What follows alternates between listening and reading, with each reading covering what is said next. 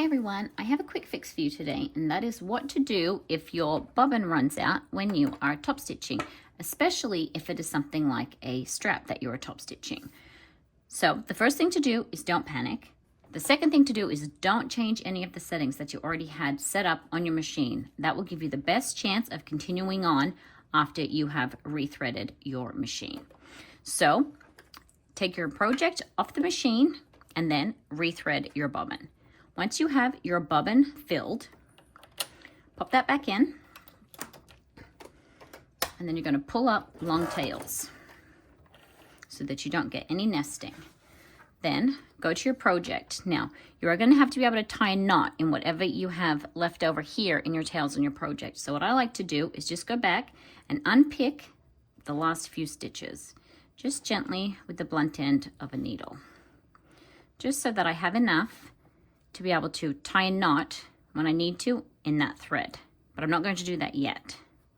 So keep those ends out of the way, and then you're going to go back to your machine. Hopefully you kept your settings the same. And what we are then going to do is we're going to manually line up the needle with where we stopped sewing. We've got long tails from the new threads, long tails from the old threads, and we're putting the needle straight back in that last hole where those last stitches are.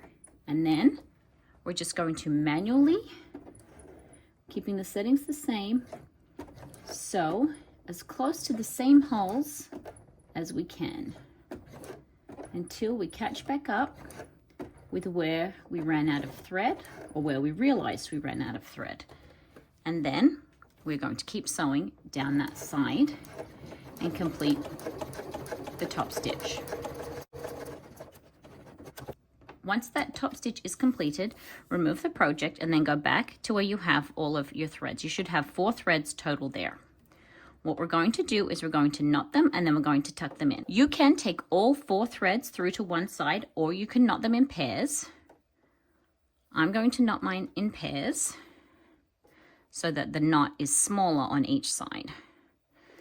But if you want to take them all through to the back and knot them all on the back, you can certainly do that as well. So just tying a knot in those bobbin threads and tying a knot in these top threads that are a little long, so I'm going to trim those down. A nice tight knot so that the knot is buried in the hole that the needle made. And then we're going to grab a needle and we're going to tuck those into the folds. So grab your needle.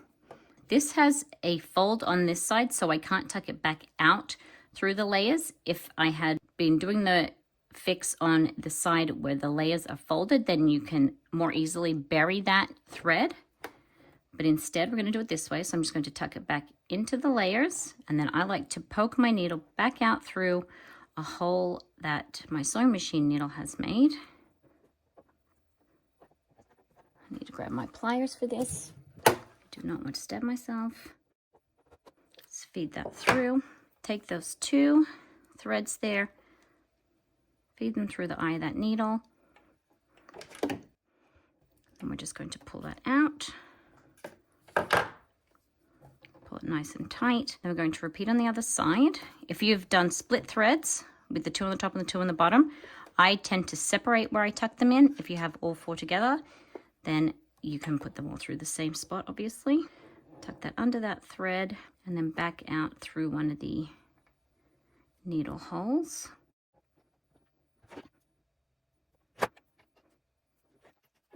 Then we're just going to trim those tails as close to the fabric as we can. And you can see here that that repair is fairly well hidden there. That's just a little knot there buried in that stitch on the front and on the back where you have run out of your bobbin thread. So you can do that type of repair on any of your straps where your thread runs out, or if you're top stitching the opening of a bag where you don't want to have the join seen because both sides of your top stitching are exposed. Hope that helps. Thanks everyone.